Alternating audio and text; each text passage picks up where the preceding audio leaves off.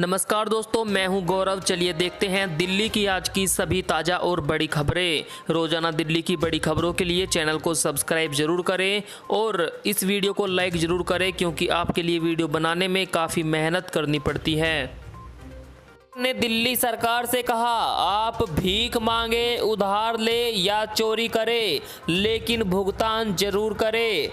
Delhi high court ने स्पष्ट किया कि उत्तर दिल्ली नगर निगम उसके सभी श्रेणियों के सेवारत और सेवानिवृत्त कर्मचारियों को वेतन और पेंशन की बकाया राशि का भुगतान करने के उसके आदेश का पालन नहीं करता है तो निगम आयुक्त को 31 मई या उससे पहले अदालत में पेश होना पड़ेगा।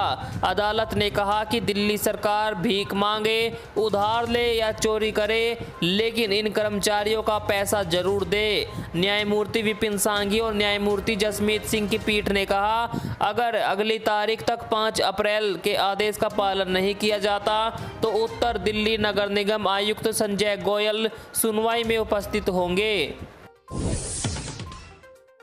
दिल्ली में बीते 24 घंटों के दौरान कोरोना से मिली बड़ी राहत, 1141 मरीजों की हुई पुष्टि। दिल्ली में कोरोना के नए मामलों में कमी का सिलसिला जारी है। स्वास्थ्य विभाग की तरफ से दी गई जानकारी के मुताबिक बीते 24 घंटों में मात्र 1141 लोग कोरोना से संक्रमित मिले और 139 मरीजों की मौत हुई। संक्रमण दर 1.5% पर पहुंच गई। दिल्ली में लगातार तीसरे दिन संक्रमण के मामलों की दैनिक संख्या 1500 से कम रही। स्वास्थ्य बुलेटिन के अनुसार संक्रमण के चलते अब तक कुल 23,951 लोगों की दिल्ली में मौत हो चुकी है। दिल्ली को गड्ढों से मुक्त बनाएगी एमसीडी ताकि ना हो सके बरसात के पानी का जमाव। साथ ही आपको बता दें, दिल्ली में डेंगू का प्रकोप धीरे धीरे बढ़ रहा है। देश की राजधानी दिल्ली में कोरोना के मामले अब कम होने लगे। स्थिति इतने कंट्रोल में आ गई कि दिल्ली सरकार की तरफ से अनलॉक की प्रक्रिया को हरी झंडी दिखा दी गई। लेकिन इसी बीच अब डेंगू के बढ़ते मामलों ने प्रशासन को चिंता में डाल दिया है। जिस डेंगू पर दिल्ली ने काफ़ी हद तक जीत हासिल कर ली थी, अब एक बार फिर उसके मामले तेजी से बढ़ रहे हैं। आंकड़े बताते हैं कि पिछले 8 सालों का रिकॉर्ड टूट गया। अब इस बार डेंगू से लड़ने के लिए दिल्ली एमसीडी की तरफ से खास तैयारियां की जा रही हैं। बताया गया कि तीनों एमसीडी के पास 51 पॉलीक्लिनिक और 100 से ज़्यादा डिस्पेंसरी है। अब इनका इस्तेमाल डेंगू के खिलाफ लड़ाई में किया जाएगा। साथ ही आपको बता दें कि अब दिल्ली में बरसात का सिलसिला भी शुरू होने जा रहा है। इसी को लेकर एमसीडी ने प्लानिंग बनाई है कि दिल्ली में जल भराव से जो गड्ढे हैं उनको मुक्त किया जा रहा है। यानी दिल्ली की सड़कों को अब गड्ढा मुक्त किया जाएगा ताकि जल भराव ना हो, बीमारी ना फैले।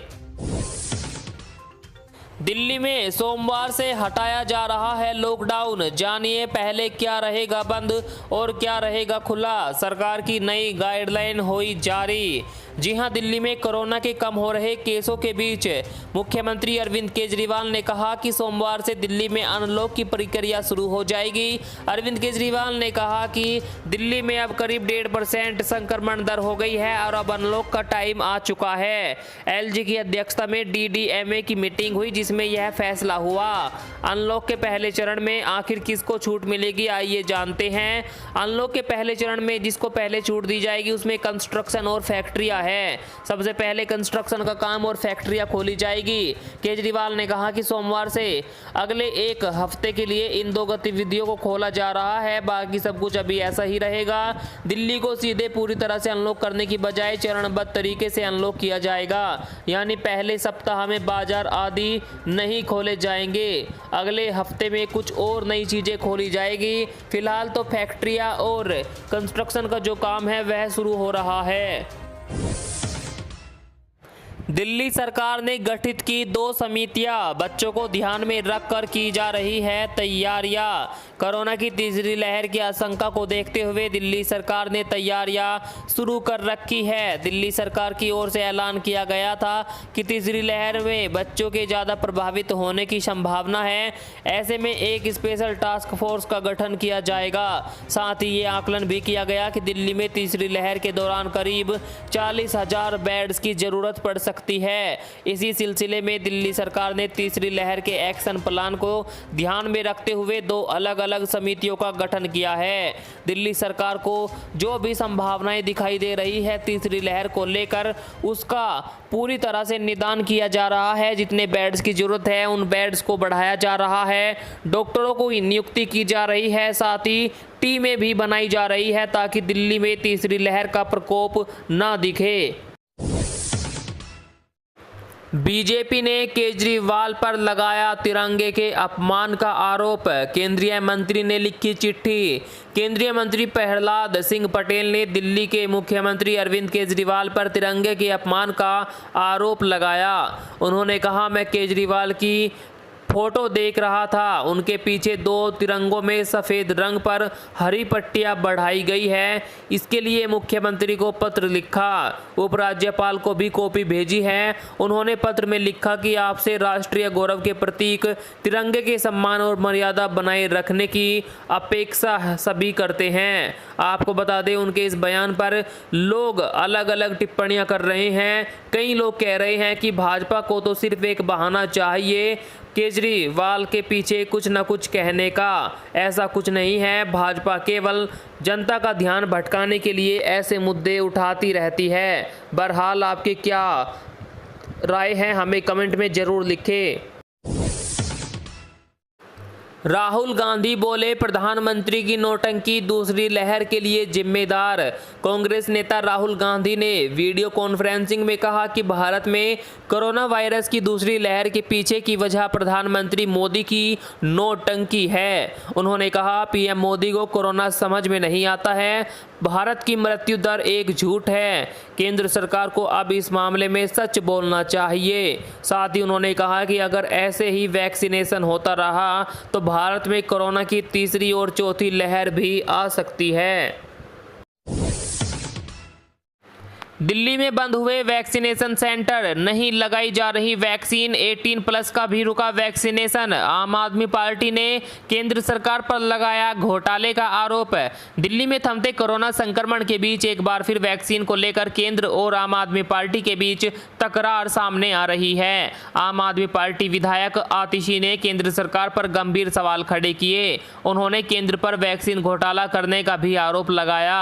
यह भी आरोप लगाया जा रहा है कि वैक्सीन कंपनियां राज्य सरकारों को वैक्सीन नहीं दे रही है। आतिशी ने केंद्र सरकार पर हमला बोलते हुए कहा, दिल्ली में युवाओं के लिए वैक्सीनेशन पूरी तरह बंद है। सरकारी प्रक्रिया के तहत स्कूलों में एक भी वैक्सीन नहीं लगाई जा रही। सिर्फ दिल्ली ही नहीं, देश भर में युवाओं का वैक्सीनेशन बंद कर दिया गया, लेकिन प्राइवेट हॉस्पिटल में धड़ल्ले से वैक्सीनेशन चल रही है।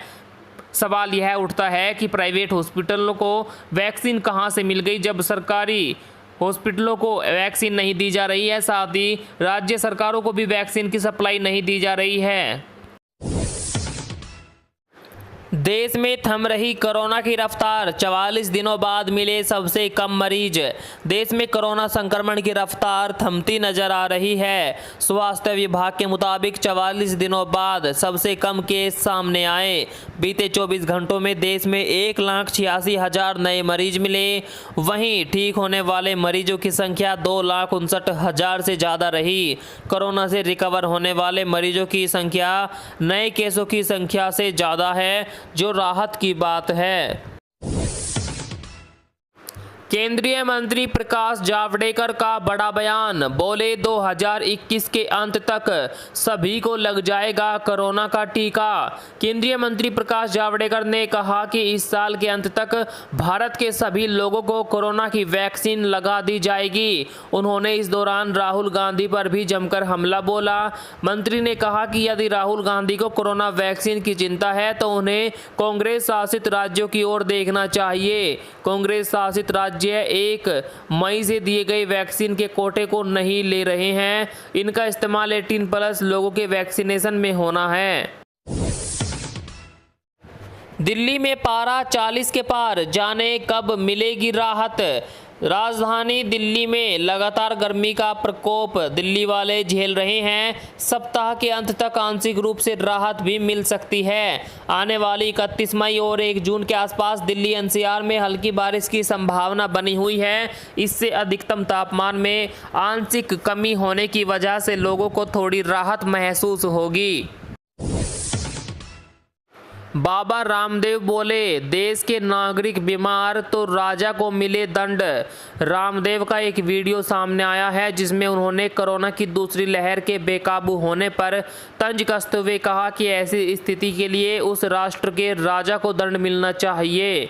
उन्होंने कहा, अगर राष्ट्र के नागरिक बीमार हो तो यह सामाजिक, राजनीतिक, राष्ट्रीय, आध्यात्मिक और धार्मिक अपराध है। रामदेव ने कहा कि ड्रग माफिया देश दुनिया को अपने स्वार्थों के लिए बीमार कर रहे हैं।